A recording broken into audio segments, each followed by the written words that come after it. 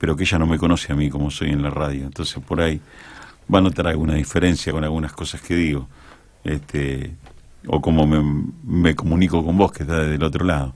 Y de alguna manera también, hacía mucho tiempo que yo quería que vinieran a hablar de este tema, y sobre todo que viniera la persona que está aquí a mi izquierda, porque no solamente está como coordinadora de un espacio cultural como es el Tita Merelo ahí en el barrio Hipódromo, sino que también trabaja muchísimo en muchas otras cuestiones. Es una mujer muy abocada, digamos, en la lucha también de lo que hoy las mujeres están defendiendo, y también quizás nos quede un poquito de tiempo para hablar de eso también, pero este es un programa cultural y la hemos invitado para que nos hable de ese hermoso centro cultural, que hizo un hermoso, ahí vi cómo quedó el graffiti, no sé cómo llamarlo, pintura, después ella nos va a explicar, en la puerta del Tita Merelo. Así que con nosotros está Paula Lambertini, ella es coordinadora del Tita Merelo, como bien les decía antes, y bueno, gracias Paula por estar acá. Muchas gracias, Luis. Así que bueno, acá estamos y nos encontramos en otro lugar, ¿no? Porque uno que ha frecuentado el Tita Merelo y que también ha tenido la suerte de compartir momentos con su familia y también en la militancia, ¿por qué no? Digamos, uno, como lo conocen del otro lado, es difícil no decir que también nos conocemos de la militancia. Sí.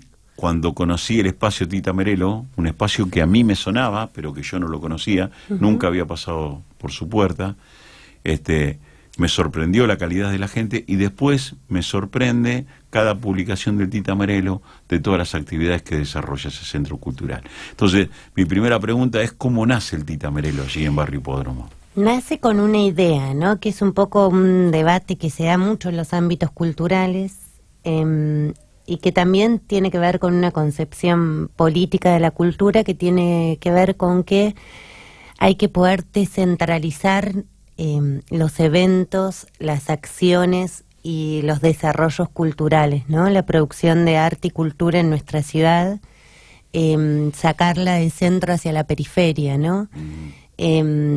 Entonces el Tita Merelo nace en principio para poder socializar algunas cuestiones que pasan en el centro de la ciudad y que no llegan a Barrio Hipódromo, que es donde está situado, y que además la idea fue que los vecinos de Barrio Hipódromo tuvieran acceso a esos eventos, actividades y a esa producción cultural.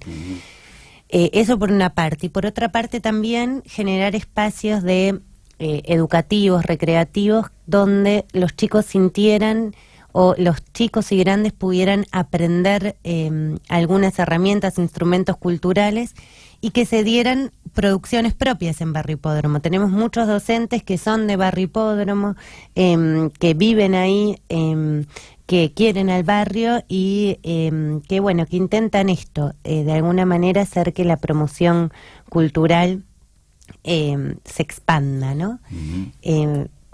Al principio lo que veíamos es que hay muchos centros culturales en Barrio Hipódromo, cada uno tiene un perfil propio. Fuimos armando un circuito cultural que tiene 2 eventos por año. El primer evento es el carnaval, que sea un carnaval que es muy interesante, donde en general privilegiamos que toquen grupos de Barrio Hipódromo, que puedan cantar artistas platenses también, donde los centros culturales que tienen producción gastronómica puedan vender sus productos. Hay muchas cervecerías artesanales. Bueno, un evento es el carnaval, y otro evento que fue la idea es ocupar la calle también en clave cultural y recreativa, porque entendemos que que la cultura tiene que ocupar la calle y dejarle poco lugar quizás a la desolación que se vive, ¿no?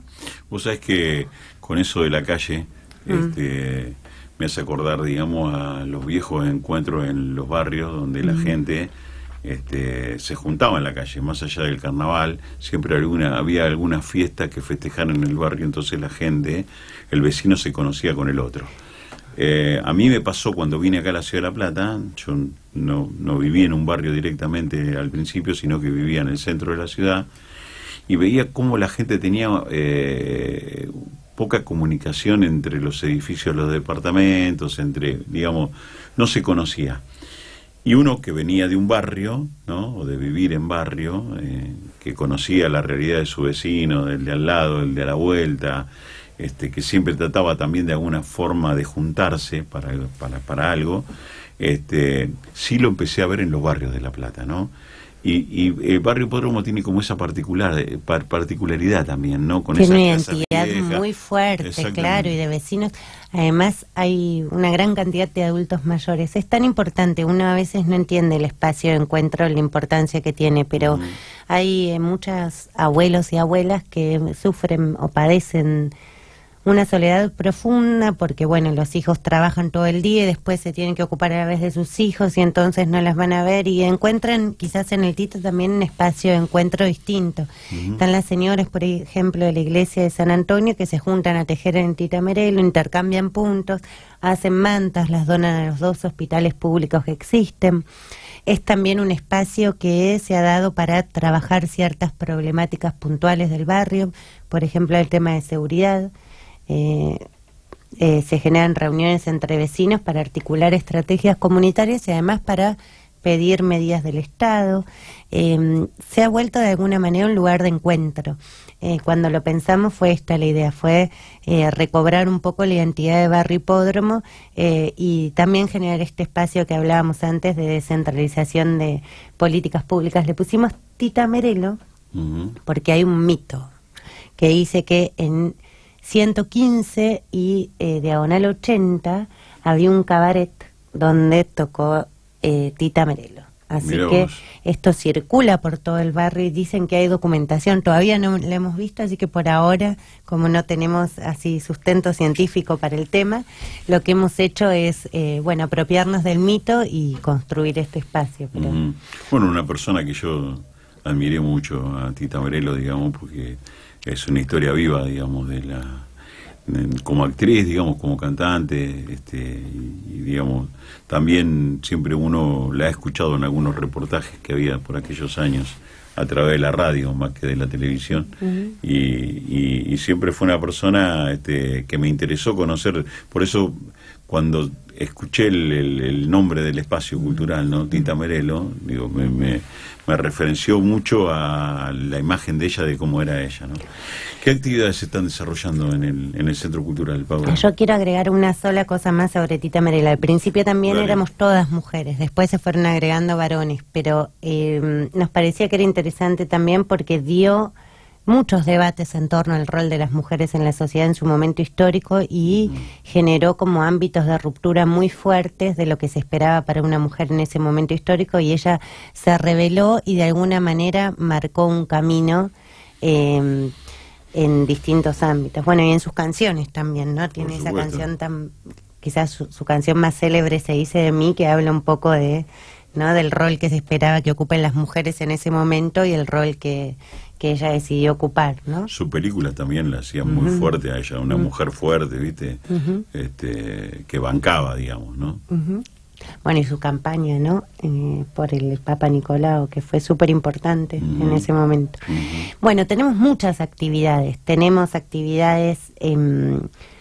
En principio tenemos como 3 clases de actividades, algunas educativas que tienen que ver con, tenemos en funcionamiento cursos de formación de oficios, uno por ejemplo de coordinador turístico, que es interesante teniendo en cuenta que conformamos este circuito cultural, entendemos que la producción cultural es muy importante para la configuración de una política pública en materia de turismo en la ciudad de La Plata. Hay mucha gente de distintos lugares que viene a la ciudad a consumir el arte. Creemos que de eso tenemos que poder generar una idea productiva que nos permita generar puestos de trabajo. Entonces estamos formando en turismo, en acuerdo o en convenio con el Centro Cultural 400, el Centro de Formación Profesional 408. Tenemos clases de inglés, tenemos fines. En este momento no está en funcionamiento, pero la idea es a mitad de año poder volver a abrir un fines, que es un espacio de terminalidad secundaria.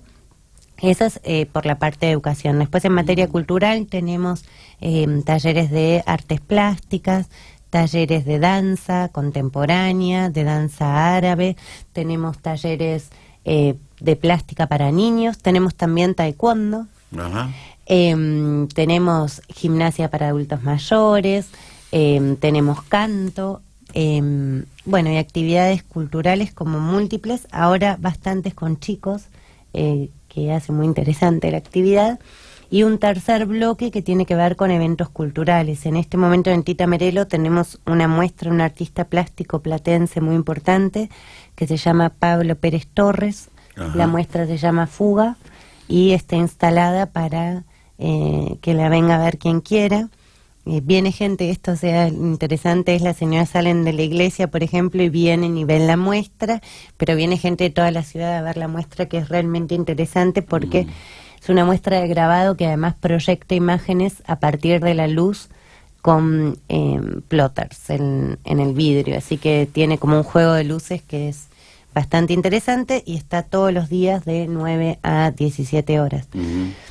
Y estamos preparando ahora una muestra en el marco del aniversario de Ni Una Menos, que tiene que ver con la posibilidad de que vengan artistas platenses a poder expresar algo en el orden de la cultura o en los entrecruces de la cultura con el tema de violencia de género y el tema de las mujeres, ¿no? Del rol de las mujeres que veníamos hablando recién. Vos sabés que siempre una de las cosas que debatimos en el programa, y ya de hace algunos años, es qué poca bolilla le han dado los gobiernos al tema de la cultura en la Ciudad de La Plata, a pesar de que no solamente existen infinidades de artistas.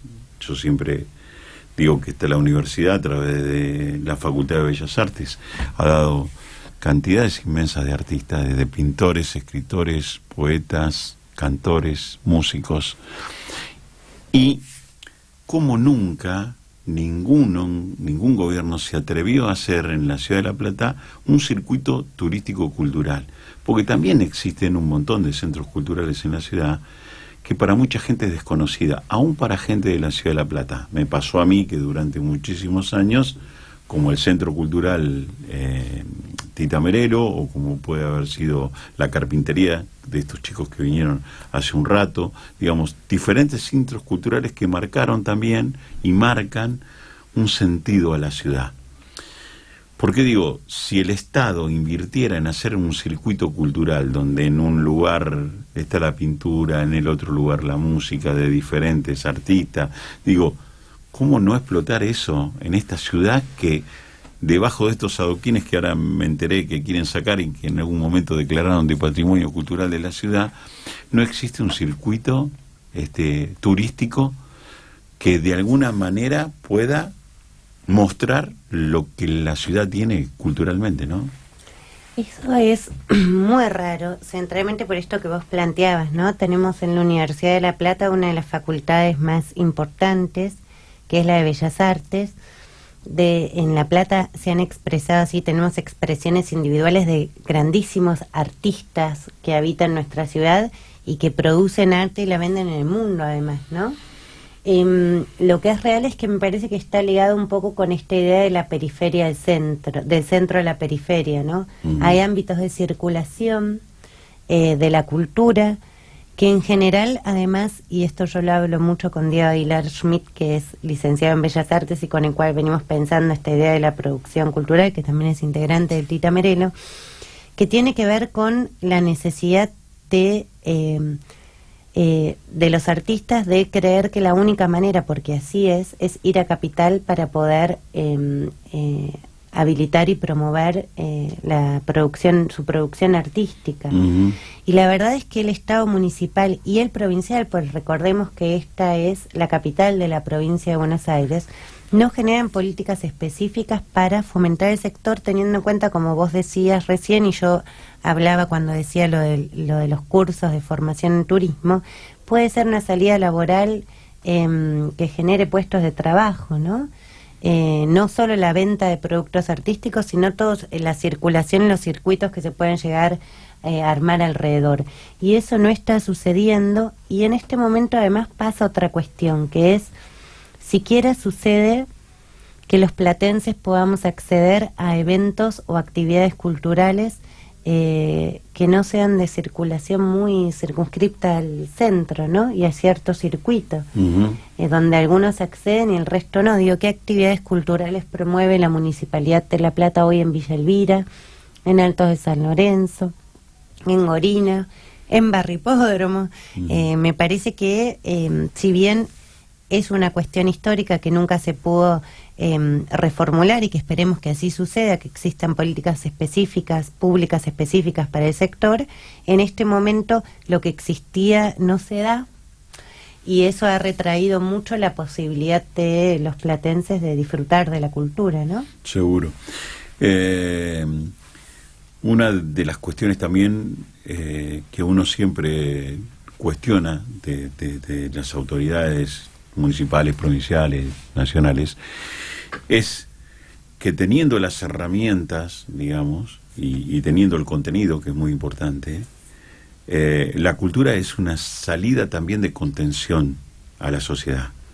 Como cuando uno busca transformar la sociedad, siempre la cultura ha estado presente. Yo quizás a veces utilizo palabras que algunos oyentes o algunas personas suele suceder fuerte. Yo tengo la palabra revolución en la boca desde pibe, digamos, ¿no? Pero uno siempre habla, digamos, de lo revolucionario que es la cultura, ¿sí? Y lo que puede transformar la cultura al ser humano. Y en épocas de poca contención, ¿sí? La cultura es una herramienta, yo creo, de las más válidas, tanto digamos, en conjunto con la educación, en el sentido de la contención de la sociedad y cómo va transformando a la sociedad. Creo que tampoco hay una inversión del Estado en eso, ¿no? De invertir en esos centros culturales, de invertir en, digamos, en esas cuestiones. No solo no se invierte, sino además existen muchos casos de centros culturales que han sido clausurados en la actual gestión, ¿no? Que desarrollan actividades comunitarias, que desarrollan actividades importantísimas de integración, con jóvenes, con niños, y han sido clausurados. Es decir, el Estado muchas veces no solo no fomenta, sino además persigue.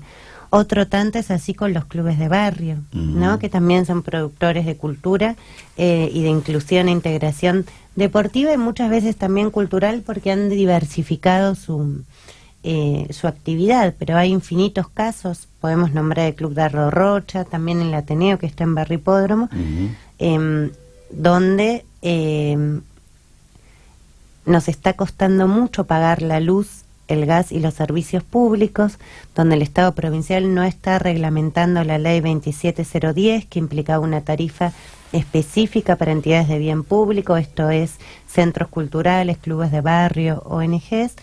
Se aprobó por unanimidad en las cámaras legislativas de la provincia y la gobernadora aún no ha reglamentado la ley.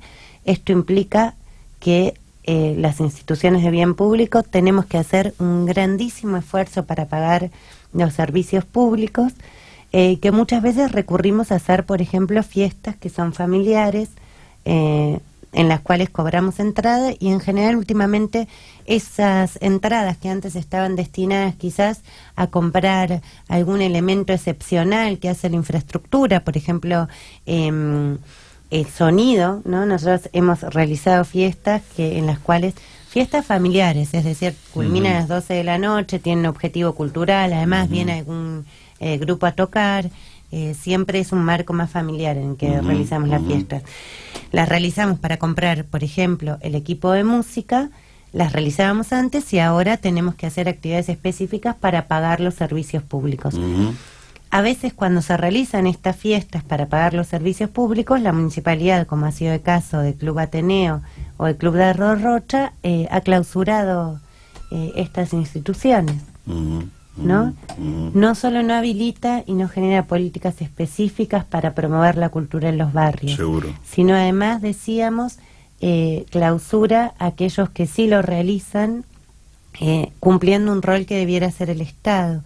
Y además podemos agregar también este tercer elemento que tiene que ver con el pago de los servicios públicos, que es impensable que una institución de bien público, ¿no?, que lo que intenta generar es una integración cultural, social, y en el caso de los clubes deportivos no tenga un acceso a una tarifa diferenciada en los servicios públicos. A eso me iba a referir, porque el otro día hablábamos con gente del Galpón de las Artes, ahí de calle 71, y un poco hablábamos de las actividades y todo que se desarrollaban, y una de las cuestiones que tocamos fue el tema de los servicios públicos. Y también hablamos con el presidente de la Federación de Instituciones, Alberto Alba, de la Ciudad de La Plata, el cual también nos manifestaba, digamos, la preocupación de muchos lugares donde se contenía, sobre todo a muchos chicos, ¿no? Más allá de que en estos lugares van tanto grandes como chicos, pero sobre todo a los pibes, y que no sabían cómo iban a afrontar, digamos, las facturas a partir de lo que venía, porque además estamos en invierno, donde se generan estas cuestiones. Hay que poner unas estufas, hay que poner luz porque oscurece más temprano y los pibes salen de la escuela a las 5 de la tarde. Nos pasa, digamos, hemos charlado con algunos comedores, con algunas copas de leche, que les pasa exactamente lo mismo, digamos, que ante el aumento de los servicios, sobre cuestiones básicas que ellos tienen que usar, el gas para hacer la comida o para hacer la copa de leche, el gas para utilizar alguna pantalla para poder darle calor a los chicos que vienen a la tarde, que no van solamente a tomar leche y a comer, sino también van a un esparcimiento donde se desarrollan cultura y además educación, porque se le da apoyo escolar. Digamos, hemos hablado con infinidad de instituciones que nos plantean exactamente lo mismo. Digamos, ¿ustedes también notan dentro del espacio que este tema de los servicios va a generar un problema en futuro? Claramente, porque además las actividades en general en las instituciones, este tipo de instituciones, son actividades que se realizan después del trabajo, es decir, a la tardecita, se realizan después de que los chicos terminan la escuela, que es después de las 5:30 de la tarde. Por lo tanto, en invierno la utilización de luz y de gas son imprescindibles para desarrollar la tarea.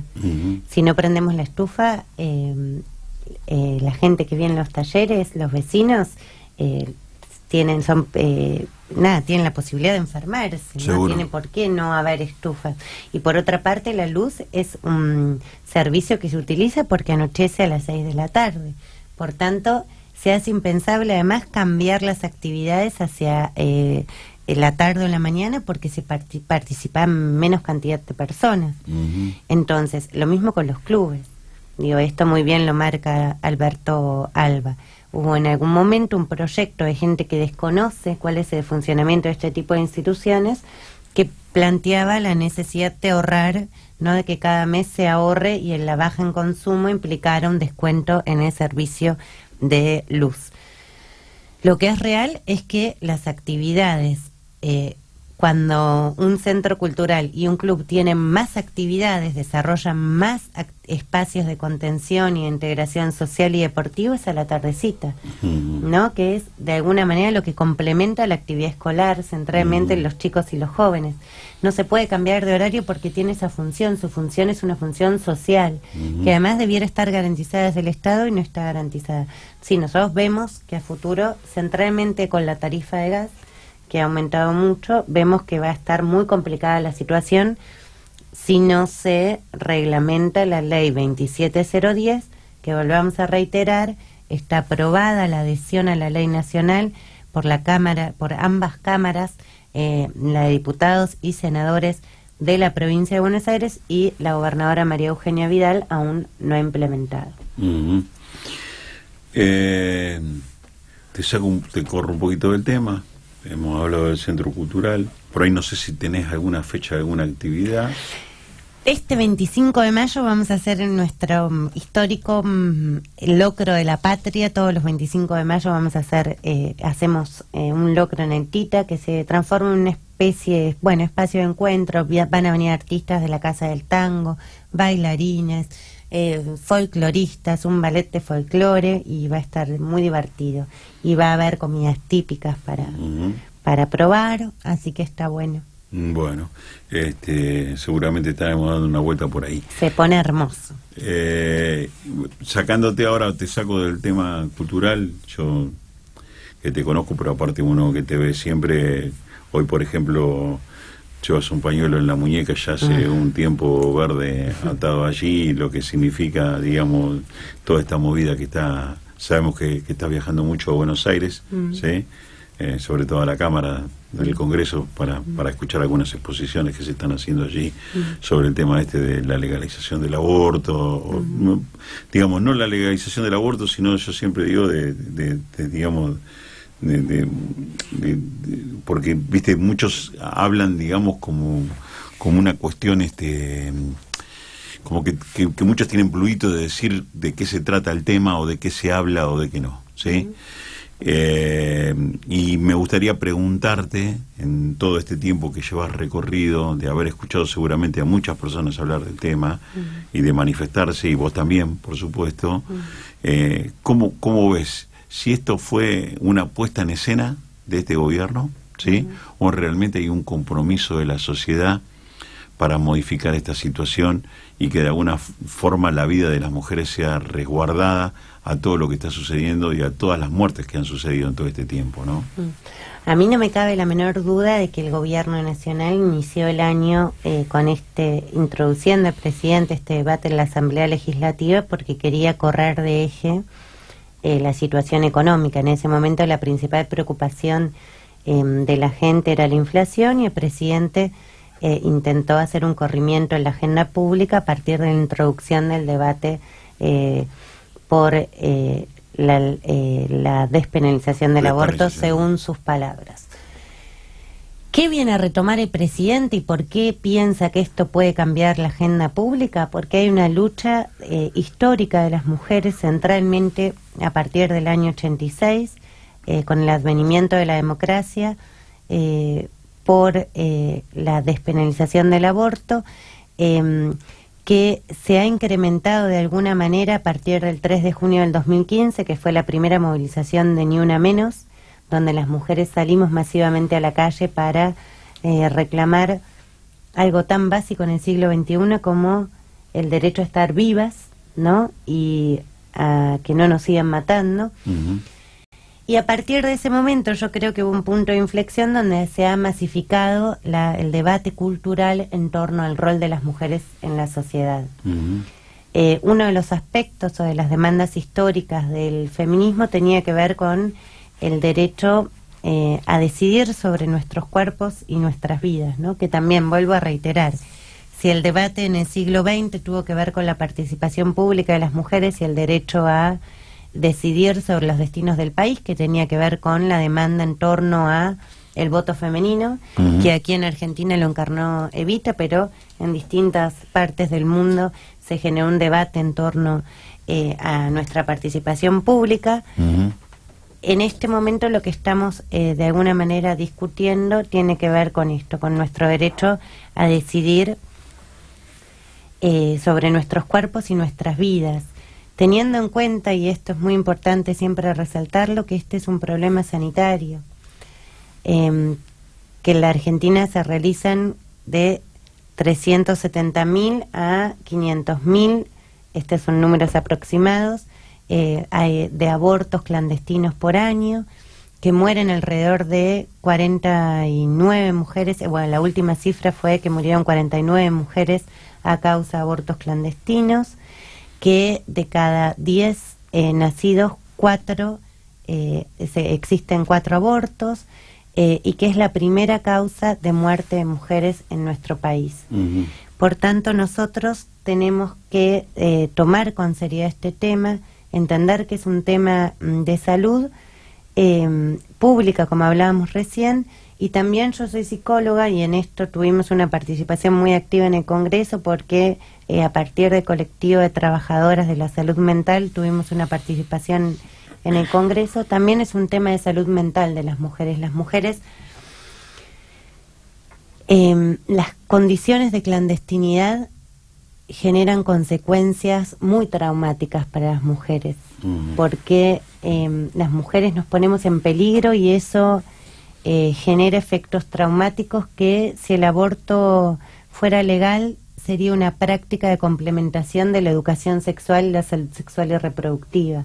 ¿Qué quiere decir esto? En los países en que el aborto ha sido aprobado y está siendo implementado el aborto legal, seguro y gratuito, es decir, que las mujeres puedan acceder en los hospitales públicos a realizarse una práctica de interrupción voluntaria del embarazo, no solo han disminuido notablemente la mortalidad materna, tal es el caso de Uruguay, por ejemplo, o de Italia, donde hoy están en un 0,6, que es prácticamente una mujer cada, no recuerdo en este momento cada cuánta cantidad de años, pero han sido muy poco tiempo, mucha la disminución de muertes de mujeres por abortos clandestinos, sino además que el aborto pueda ser abordado, o que la interrupción voluntaria del embarazo pueda ser abordada en el hospital público, lo que genera es la condición de posibilidad para que esa mujer ingrese un programa de salud sexual y reproductiva y no reincida en un segundo aborto, en un tercer aborto, en un cuarto aborto.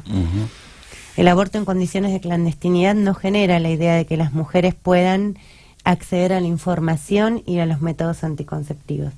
En este momento estamos en un momento muy complejo, tenemos una ley de educación sexual que no se está implementando, que está aprobada desde el 2006, que se había implementado de modo muy gradual y quizás no era lo que no habíamos llegado al nivel que esperábamos, pero sí había ciertos dispositivos que eran muy interesantes que en los últimos 2 años y medio se han desarticulado.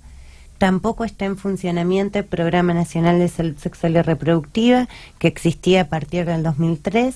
Nos encontramos con que no hay insumos en las salitas, que son los insumos, son los instrumentos para poder cuidarse y prevenir embarazos no deseados y enfermedades de transmisión sexual. Estamos hablando de los métodos anticonceptivos. En las salitas de La Plata, que es la capital de la provincia de Buenos Aires, muchas veces no hay preservativos, no hay pastillas anticonceptivas y no existe la posibilidad de aplicarse un DIU. Tampoco existen las consejerías de salud sexual y reproductiva, que son aquellos ámbitos donde las mujeres pueden de alguna manera acceder a la información sobre cómo poder cuidarse y ejercer su sexualidad con mayor plenitud. Tampoco se aplica en la provincia de Buenos Aires el protocolo posaborto, ¿no? Que era una resolución que existe a nivel nacional sobre la cual las provincias debían adherir. La gobernadora María Eugenia Vidal ha decidido no adherir y es digno de mencionar que ha echado a la ministra de Salud anterior por su vocación de aplicar este protocolo en los hospitales públicos en la provincia de Buenos Aires. Yo creo que es importante mencionar esto porque es un momento importante no solo para dar, me parece que ha sido un gran salto el debate cultural que hemos dado las mujeres y que estamos dando. Pero es necesario también poder organizar este debate como una serie de demandas concretas al Estado, porque el poder para las mujeres no derrama. ¿Esto qué quiere decir?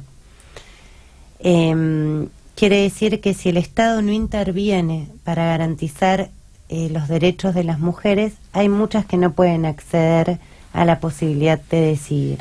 Lo decíamos recién con el aborto y también es importante plantearlo en relación a la violencia de género. En La Plata hay una ordenanza que ha sido aprobada por unanimidad en el Consejo Deliberante el año pasado, que ha sido propuesta por primera vez en la historia por todas las concejales mujeres, que en ese momento eran 6, han sido propuestas por todas las concejales mujeres de ese momento y ha sido aprobada por unanimidad, y al año de haber sido aprobada no se está implementando, no genera consecuencias sobre la realidad. En la rendición de cuentas actual, en la rendición de cuentas que se ha debatido hoy, hemos estado charlando con la concejal Lorena Riesgo, solo se han invertido 325.000 pesos en materia de violencia de género, ha ingresado 1,5 millones de pesos para programas de prevención en violencia de género a la municipalidad, y de ese 1,5 millones de pesos solo se han gastado 19.000 pesos, y esto, y también inscribiéndolo en este debate, amplio debate cultural que estamos dando sobre el derecho a decidir sobre nuestros cuerpos y nuestras vidas, pensémoslo en el caso concreto de una mujer. Si una mujer puede adquirir la conciencia sobre la injusticia que vive y dice no quiero que me pegue más mi marido, apela a la justicia y hace una denuncia, ¿no? El juez le pone una cautelar. ¿Qué quiere decir una cautelar? Una restricción perimetral, que el hombre no se puede acercar a 200 metros, pero el Estado no está disponible con capacidad de intervenir, ¿no? Para garantizar que esa mujer pueda vivir una vida libre de violencia. Y entonces ese varón vuelve, y vuelve con la impunidad de que sabe que no va a pasar nada, y vuelve a leccionar a esa mujer de que no haga la denuncia. Entonces, de esta situación el Estado no está garantizando que la mujer, pueda tomar una decisión con libertad. Por eso el Estado, es muy importante la intervención del Estado para garantizar derechos, y es muy importante que nosotros exijamos que existan políticas públicas. Esta emergencia, por ejemplo, marcaba la idea de que el botón antipánico fuera gratuito. Vos sabés que cuando vas a hacer la denuncia, te dan un botón antipánico, pero vos para poder accionar el botón antipánico necesitas tener crédito en el teléfono, necesitas tener señal en el teléfono, y en La Plata no todos tenemos señal de celular. Y una mujer en situación de violencia, uno de los rasgos distintivos es la dependencia económica. Muchas veces no tienen manejos de recursos propios, por tanto es muy factible que puedan no tener crédito en el celular, y además se quedó sin crédito y está ante una urgencia, porque para eso es el botón antipánico. No puede ir a cargar a un lugar el celular en el caso de que tenga 50 pesos para cargar la tarjeta. Así como eso, la policía local, que no está interviniendo, no tiene ningún tipo de intervención.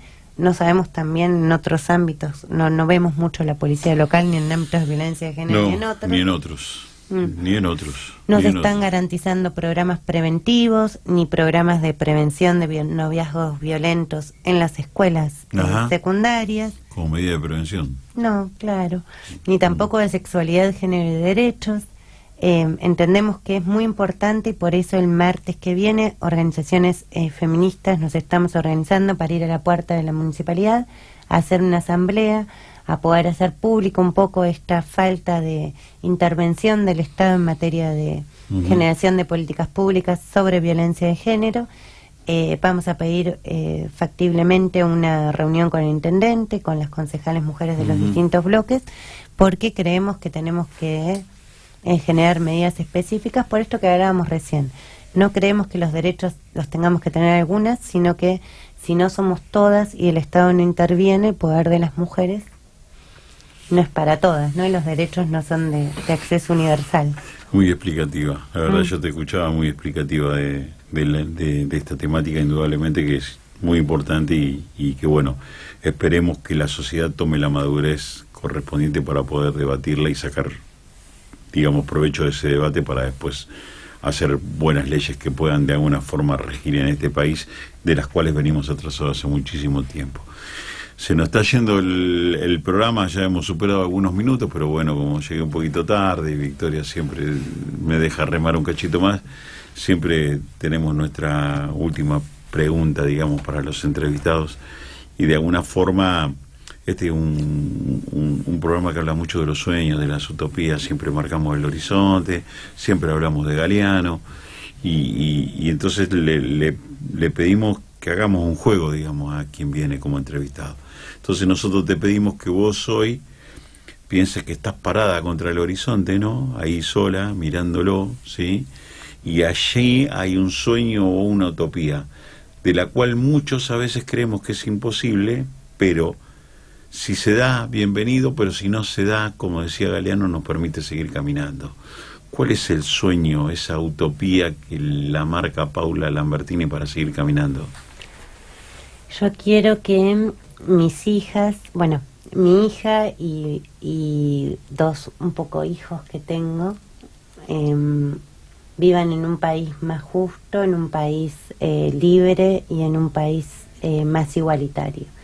Yo creo que lo que desearía es eso, es que ellos puedan tener un futuro digno en un país, y eso es necesariamente, bueno, nadie se realiza en una comunidad que no se realiza, ¿no? Un poco es eso. Es así. Gracias, Paula, por haber venido. Gracias. Muchísimas gracias. Muchas gracias. Nosotros nos estamos despidiendo.